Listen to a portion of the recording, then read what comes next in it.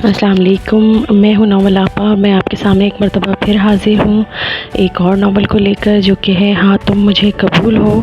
और इसे लिखा है शाज़िया चौधरी साहिबा ने। और शाज़िया चौधरी साहिबा को कौन नहीं जानता, एक बहुत ही आला पाई की राइटर। उर्दू नावल्स में उनका एक अपना मकाम है और उनको जितनी ज़िंदगी मिली खुदा की तरफ से, उन्होंने जो जो नावल्स लिखे उसमें वो बहुत खूबसूरत नावल्स हैं और अब तक क़ारीन उन्हें पसंद करते हैं, उनको पढ़ते हैं। और उन्होंने हाँ तुम मुझे कबूल हो के अलावा उन्होंने और भी बहुत सारे नावल्स लिखे हैं, जिसमें से टॉप ऑफ द लिस्ट आंचल में जुगनू, निखर गए हैं, गुलाब सारे, तेरे नाम की शोहरत, शहरे दिल और साहिबा हैं। और जो ये नावल है इसमें दो लोगों की कहानी है। एक का नाम है, हीरो का नाम है अब्बास हैदर और हीरोइन का नाम है ज़रमल। दोनों की ज़िंदगियों को बयान करता है कि जो बचपन से ही अपने दादा अब्दुल वदूद की ख्वाहिश पर एक दूसरे से निकाह जैसे बंधन में बंधे होते हैं, मगर ऊपर के लोग ख़ुसूसन हीरोइन के माँ सुरैया बेगम ने अपनी बेटी के दिल में हीरो और उसके ख़ानदान के लिए, उसके घर वालों के लिए बहुत सी गलत फहमियाँ डाली हुई होती हैं, जिनसे वो दोनों एक दूसरे के शदीद ख़िलाफ़ होते हैं।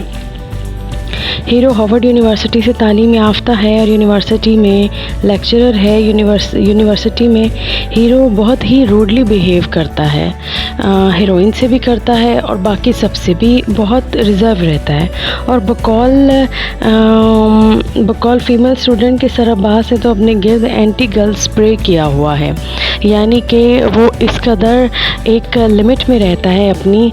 और हीरोइन से तो वो बहुत ही रूडली बिहेव है, यानी कि एक मर्तबा वो हीरो से यूनिवर्सिटी में डिवोर्स के कागज़ात लाकर देती है हीरो को और कहती है कि इसको सिग्नेचर करो इस पर, तो वो फुल इग्नोर करता है, फाड़ कर फेंक देता है। और पहले ही इसकी माँ ने ये जो डिवोर्स के पेपर्स होते हैं ये इसके एड्रेस पे भिजवाए होते हैं, जो कि वैसे के वैसे ही उसे वापस मिल जाते हैं।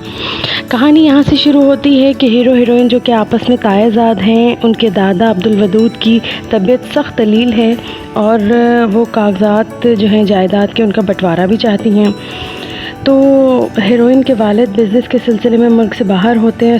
सुरैया बेगम भी अपनी किसी शॉपिंग के सिलसिले में जा रही होती हैं पेरिस अपनी फ्रेंड के साथ, तो इसी वजह से वो बहुत मजबूरी की हालत में हीरो को हीरोइन के साथ गांव भेज देती हैं।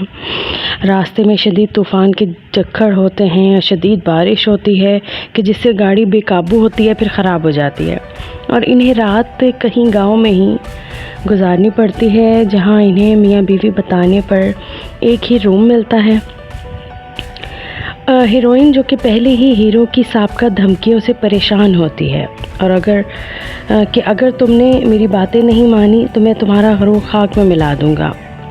ये इस तरह के डायलॉग जो कि पिछले कुछ अरसे से हीरो से सुन रही होती है कि हीरो जब हीरोइन को तलाक नामे पर सिग्नेचर करके नहीं देता तो हीरोइन इस बात का बदला इस तरह लेती है कि वो किसी फंक्शन में कोई किरदार अदा करती है यूनिवर्सिटी के। वहाँ एक प्रोड्यूसर आए हुए होते हैं जो कि हीरोइन को ड्रामा फिल्मों के ऑफ़र करते हैं। हीरोइन ने करनी नहीं होती, लेकिन सिर्फ हीरो को चिढ़ाने के लिए हामी भर लेती है। और ये सब जब हीरो को पता चलता है तो वो बहुत सख्ती से पेश आता है। तभी उसे सख्ती में कहता है कि अगर मैं इतना ही सख्त होता तो तुम इस वक्त मेरे 3-4 बच्चे पाल रही होती।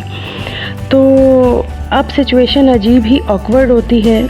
ज़ाहिर है दोनों रास्ते में हैं और जिस घर में इन्हें पनाह मिली है, एक तरह से ये कह लीजिए कि पनाह मिली है, और एक तरह से ये कि जहाँ पर ये इन्होंने रात गुजारनी है,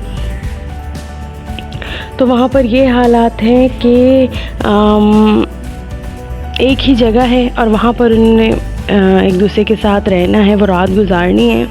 और फिर हीरोइन की माँ जो कि सुरैया बेगम है, उन्होंने हीरोइन के ददियाल के बारे में हीरोइन की बहुत ब्रेन वॉशिंग की होती है कि ये हविस के मारे हुए लोग हैं, 4-4 शादियाँ करते हैं, जिसका जवाब हीरोइन को वहाँ अपनी ददियाल में जाकर मिलता है कि ख़ानदान में एक नस्ल में लड़कियाँ ज़्यादा होती हैं और लड़के कम, और चूँकि ख़ानदान से बाहर शादी का रिवाज नहीं होता तो बहुत सी ऐसी लड़कियाँ होती हैं कि जो सारी उम्र जो है वो अपने घरों में बैठी रहती हैं, अपने मैके में। तो उसके लिए ये फ़ैसला करते हैं कि हर मर्द एक से ज़ायद शादियाँ करे ताकि हर लड़की की शादीशुदा ज़िंदगी को निभा सके। बहरहाल उस हालत में कि शदीद सर्दी है, बिस्तर भी एक है, ऐसी सूरत हाल में हीरो यकीन दिलाता है कि तुम बिल्कुल बेफ़िक्र रहो और मैं आपको सही तरह मंजिल तक पहुंचा दूंगा, आराम से सो जाइए, मैं ख़ाइन नहीं हूँ। वो सारी रात हीरो नीचे ज़मीन पर गुजारता है, मगर हीरोइन के दिल में जगह बन जाती है। होता कुछ यूँ है कि सुरैया बेगम जो कि हीरोइन के वालदा हैं और शहजाद दोनों, यानी कि हीरो के वालिद, हीरोइन के वालिद, दोनों शहर हड़प्पा के एक गुमनाम से गांव मौजा दरदा सहू के बासी थे। किस्मत अच्छी थी, पढ़ लिख गए और फिर गांव छोड़कर शहर में आबाद हो गए। चमड़े का शहजाद ने कारोबार भी कर लिया और कारोबार करने के बाद इतने नेक के फिर रिश्ता ज़वाज में अपनी ही गांव की अपनी कज़न सुरैया बेगम से मुंसलिक हो गए। सुरैया का मिजाज बाकी गांव की लड़कियों से की निस्बत बेहद शाहाना और तंतना इतना कि कुछ हद नहीं, और हुस्न भी बेतहाशा। सुरैया को हमेशा अपने गांव वहाँ की ज़िंदगी, कूड़ा किरकिट, गंदी नालियों से बैर रहा और फिर शहर आकर वो ऐसी शहरी हुई कि बस यहीं की होकर रह गईं। और वहाँ ऐसी सूरत हाल पेश आई कि एक मर्तबा गाँव बस गई हैं अपने ससुर की बेहद इसरार पर, और वहाँ ऐसी सूरत हाल पेश आई कि ससुर ने अपने बड़े पोते अब्बास हैदर का, जो कि जिसकी उम्र उस वक्त सिर्फ 9 साल की थी, उसका निकाह सुरैया बेगम की बेटी यानी कि अपनी दूसरी पोती जो कि सिर्फ 3 या 4 साल की जरमल है उससे कर दिया। और फिर वो वक्त के जो वो अब्बास हैदर के साथ गाँव आकर गुजारती है, इसकी ज़िंदगी का सबसे खूबसूरत वक्त होता है। यहाँ के लोग, यहाँ के खेत खलियान, यहाँ की मोहब्बतें और यहाँ के सुकून इसे बहुत मुतासर करती हैं। और आखिर में हल्की फुल्की शायरी ने इस नावल को एक खूबसूरत इम्तिजाज दिया है और इख्तिताम खुशगवार है। ये झुकी झुकी आँखें, ये रुका रुका लहजा, लब पे बार बार आकर टूटता हुआ फ़िक्रा, गर्द में अनी पलकें, धूप से तपा चेहरा, सर झुकाए आया है एक उम्र का भूला, दिल हज़ार कहता है हाथ थाम लूँ इसका, चूम लूँ ये पेशानी लौटने न दूँ तन्हा, कोई दिल ये कहता है सारे उर्फ झूठे हैं, एतबार मत करना, एतबार मत करना।